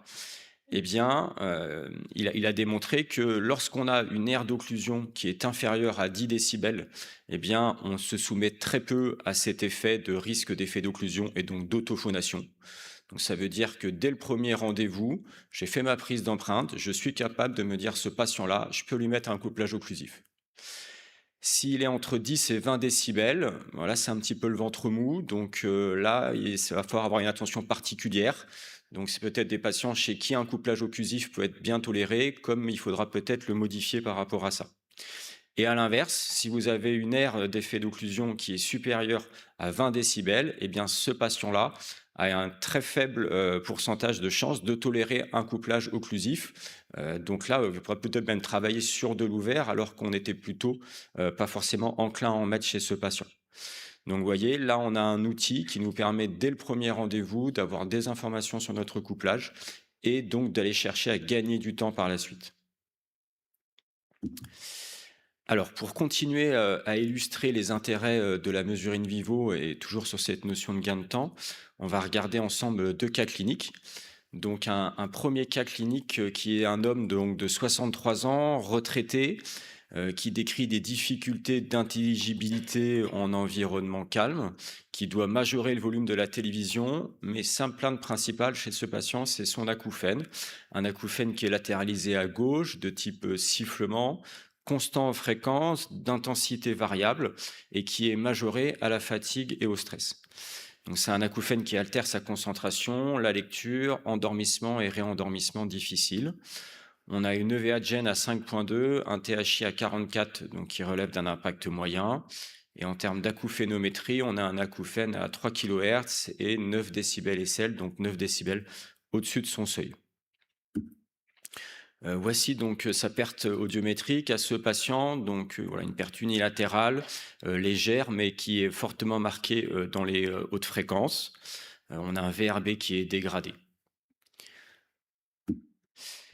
Donc ce patient, je l'ai appareillé donc avec un appareil de RIT en dôme simple fermé et j'ai fait un appareillage adapté à sa perte auditive mais aussi à son acouphène où on va chercher à augmenter la perception des signaux sonores dans la zone fréquentielle de son acouphène pour chercher à maximiser l'effet de dilution. Donc avec un premier bénéfice qui était l'amélioration de l'intelligibilité. Mais finalement, le score levé à gène, vous voyez, qui bouge vraiment à la marge, puisque le patient me dit qu'en journée, ça se passe bien. Par contre, le soir, à l'endormissement et au réendormissement, ça reste compliqué. J'ai donc sorti une autre artillerie qui est le générateur de bruit. Et ce générateur de bruit, il faut pouvoir le régler et l'adapter à la perte d'audition du patient. L'objectif, c'est que le patient perçoive réellement un bruit blanc en fond de conduit, donc en prenant en compte sa résonance de son conduit, mais aussi sa perte d'audition. Et ça, il y a des méthodes qui existent sans mesure in vivo pour le faire, mais qui sont potentiellement beaucoup plus chronophages. La mesure in vivo est un très bon outil par rapport à ça pour aussi gagner en rapidité. L'objectif, ça va être d'utiliser toujours ce mode live du module de REM et de faire corréler, on va insérer la sonde dans l'oreille de notre patient, on va insérer notre générateur de bruit blanc microphone coupé, on allume notre module REM, on génère pas de signal par le haut-parleur du module REM et on vient récupérer notre bruit blanc en fond de conduit. On a obtenu nos mesures de seuil liminaire SPL via REDD, via RECD ou RECD. Et on va du coup pouvoir faire corréler, comme on le voit ici. Alors, j'ai pas le pointeur, la souris là. Comme on le voit ici, on a donc là nos seuils liminaires qui ont été transférés chez ce patient. Et on voit ici la courbe de réponse de mon générateur de bruit blanc. Et je vais chercher à faire corréler cette courbe-là à mon seuil liminaire pour que mon patient perçoive bien ce bruit blanc. Et après, j'ai plus qu'à modifier la puissance globale de ce générateur pour atteindre mon mixing point. Donc j'ai quelque chose qui est très rapide, j'ai quelque chose qui est aussi très didactique pour le patient. Il visualise très bien la courbe qui se modifie et en même temps le signal qui se modifie dans son oreille. Donc on a quelque chose là qui nous permet vraiment de gagner en fiabilité et en rapidité. Et donc ce patient, voilà, on voit le réglage qu'on obtient avec ce patient en ayant fait ce réglage en REM. Un deuxième cas clinique pour finir, qui est une jeune enfant de 6 ans, chez qui une cophose unilatérale a été découverte de manière fortuite dans le cadre d'une prise en charge d'une otite.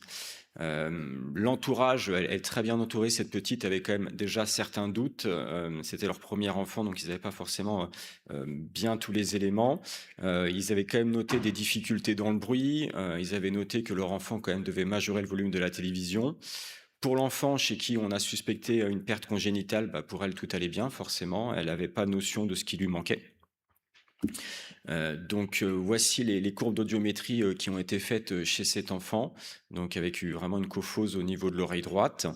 Et donc, elle m'a été adressée pour un appareillage cross chez cette patiente.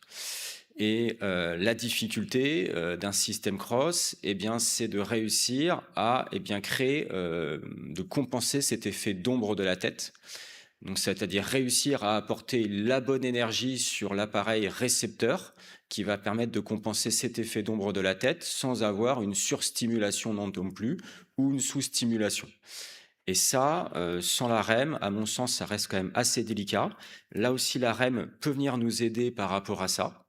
Donc, on va utiliser notre module REM de manière assez conventionnelle. On va utiliser des modules on va générer un signal ISTS et on va regarder ce qui se passe en sortie en fond de conduit.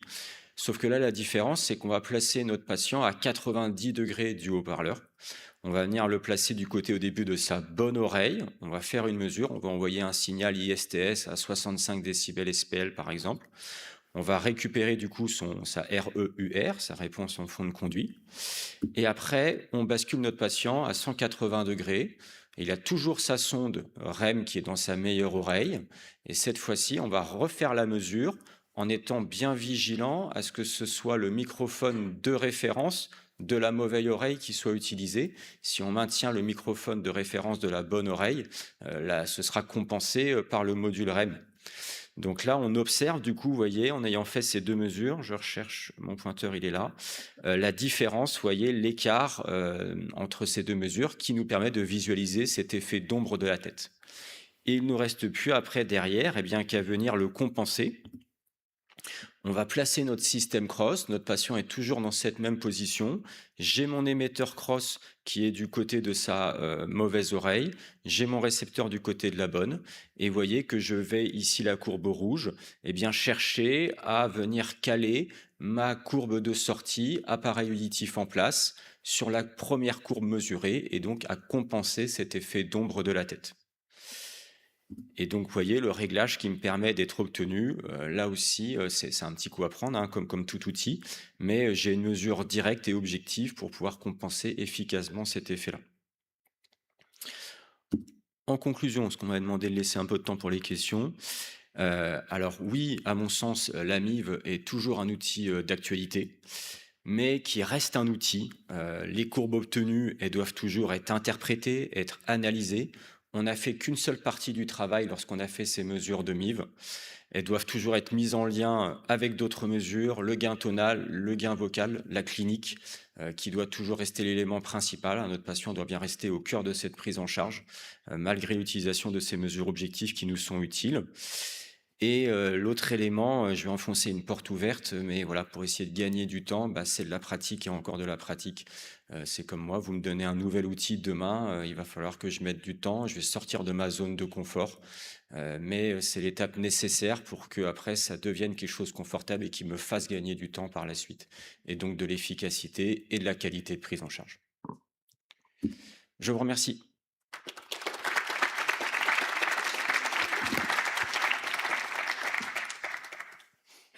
Merci Gaëtan, c'était vraiment passionnant de revoir toutes ces données synthétisées en 30 minutes, et on a du mal à se dire que les données que tu as montrées ne vont pas évoluer et que davantage de gens ne vont pas s'y mettre.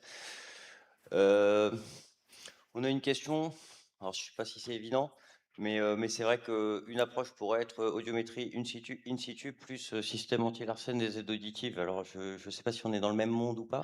Qu'est-ce que tu en dis? C'est une question que je me suis posée. Qu'est-ce qu'on avait comme autre outil à part la mesure in vivo en 2025 qui pourrait nous aider? Et donc je me suis posé la question de l'audiométrie in situ. En termes de bibliographie, c'est pas démontré que l'audiométrie in situ permet d'avoir des meilleurs résultats que la MIV. L'autre élément, c'est que l'audiométrie in situ vous permet de faire une mesure qui va prendre en compte l'effet de votre couplage. Et la question, à mon sens, c'est et après? Et après, qu'est-ce qu'on en fait de cette mesure-là? OK, vous avez déjà pu pallier à certaines choses, mais ça vous donne pas après d'indications potentielles en termes de réglage. Qu'est-ce qui se passe entre les différents points d'audiométrie qu'on a mesurés? Est-ce qu'on n'a pas un pic de résonance entre le 1 et 2 kilos, entre le 2 et 3 kilos, et cetera? Donc oui, ça peut être une étape, mais à mon sens, qui n'est pas forcément, suffisante. Tout comme on peut tout à fait intégrer des mesures de REUR et de RECD dans nos modules fabricants. Mais finalement, pour avoir ces informations-là, on a dû faire de la MIV. Donc une fois que la sonde elle est en place dans l'oreille, autant la laisser et puis continuer la démarche. Parfait. Ça m'amène à la question suivante. On a l'impression que le besoin particulier qui va manquer à nos logiciels fabricants, c'est les 2 paramètres d'individualisation, le REUR et le RECD. Est-ce que tu estimes que si ces 2 mesures sont réalisées, donc en premier jour, évidemment avec un système de mesure in vivo, on va retrouver finalement des gains conformes en bout de chaîne? Ou est-ce qu'il y aurait d'autres biais que l'aide auditive pourrait, placer sur le chemin? Alors du coup, la question c'est, si j'obtiens, mon RER et mon RECD, est-ce que j'ai encore d'autres choses qui pourraient, Est-ce que quelque part, quand je vais faire ma mesure in vivo, bah, je vais tomber pile poil et ça sera une simple validation? Ou est-ce que alors j'aurai d'autres ajustements potentiels à appliquer? non, c'est-à-dire que, la mesure in vivo va nous permettre, de fiabiliser, nos mesures et d'obtenir, ce qui se passe réellement en fond de conduit. Après, c'est qu'est-ce qu'on en fait derrière? Est-ce qu'on se met sur les cibles ou est-ce qu'on se met pas sur les cibles? Comment est-ce qu'on module? Donc tout ça, il y a plein de débats sur tout ce qu'on peut faire derrière. Et finalement, la mesure in vivo, je dirais que sa limite, à mon sens, c'est qu'elle ne prend, qu'une partie des informations qui est le seuil liminaire et le niveau d'inconfort lorsqu'on fait du DSL. Mais après, il y a toute la zone dynamique de confort entre les deux qui n'est pas pris en compte par un module REM et qui peut amener d'un patient à un autre, même si on prendrait le cas où ils ont le même RER, le même RECD, le même seuil liminaire, le même UCL, ils ont peut-être pas le même MCL derrière. Et derrière, ça va amener à des modifications de réglage. Donc l'application de la cible sera comparable, mais la satisfaction du patient ne le sera pas. Donc quelque part, la mesure in vivo, c'est pas la dernière étape du processus, c'est une étape de validation et après tu vas faire des affinements post-prothétiques pour cela? C'est ça, on peut voir, beaucoup de choses par rapport à ça. Ça peut être la première et la dernière étape. C'est la première étape qui permet déjà de fiabiliser notre mesure. C'est la dernière étape qui nous permettra de rentrer aussi dans les critères légaux comme on a pu les voir et entre-temps, bah, il y a toute la pratique de l'audioprothésiste et je pense que c'est tout là qu'on a un rôle à jouer. Si c'était, juste, faire du clic-bouton et se mettre sur les cibles via de la REM automatisée ou quoi que ce soit, ce serait inquiétant pour nous et heureusement, c'est pas le cas. Très bien, je pense que tout le monde a été intéressé par, la façon dont tu as présenté la mesure de l'occlusion. C'est quelque chose que tu fais dès le premier jour pour déterminer les paramètres de couplage? Alors, c'est quelque chose que je vais pouvoir, mettre en place après avoir travaillé cette présentation, puisque c'est tout l'intérêt de l'avoir fait, c'est que ça stimule et donc ça m'a donné très envie de le faire. Donc, j'ai pas forcément une très grande pratique sur le recul par rapport à ça. Pour en avoir discuté avec, mes confrères qui ont pratiqué, c'est quelque chose qui est intéressant. La seule problématique indique, c'est qu'on se retrouve dans ce ventre mou, là où, bah, on a fait une mesure en plus, sans avoir forcément beaucoup plus d'indications après derrière de ce qui va se passer. C'est intéressant qu'on est sur les extrêmes et sur l'entre-deux, là, ça peut poser plus de soucis. Donc le ratio aujourd'hui a tendance à t'emmener dans cette zone de ventre mou, tu n'es pas encore sûr que ça Apparemment, d'après basculera les dedans. retours que j'ai, oui. Une toute dernière question, tu as parlé aussi du cross, c'était super. Est-ce que cette, adaptation, peut être fait en MIV automatisé? Pas à ma connaissance. Pas à ta Pas à ma connaissance. connaissance puisque en fait, alors il y a des modules spécifiques de réglage de système cross qui existent sur les modules de REM, mais vous voyez que ça nécessite de faire toute une manipulation avec notre patient. Ça nécessite qu'à un moment donné, on demande, au module de REM d'utiliser le microphone de référence contralatéral. Donc, à mon sens, il y a pas de procédure automatisée, mais j'ai pas exploré cette thématique, pour répondre avec certitude. D'accord, je garde en tout cas cette mesure de l'effet d'ombre de la tête qui est magnifique. Tu arrives à objectiver finalement des choses que quelque part on a du mal à objectiver autrement et c'est le seul moyen qui nous permet d'être finalement technique et rigoureux dans la pratique.